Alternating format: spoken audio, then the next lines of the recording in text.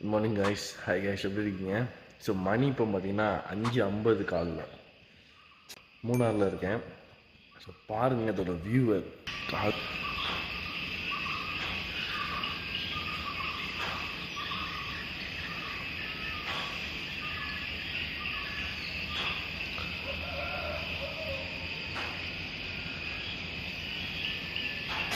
எப்படி இருக்கு பாருங்க கிளைமேட். செம்மையான பனி. நீங்கள் இதுக்கு முன்னாடி மூணார் போயிருந்தீங்கன்னா மறக்காமல் கமெண்ட் செக்ஷனில் தெரியப்படுத்துங்க.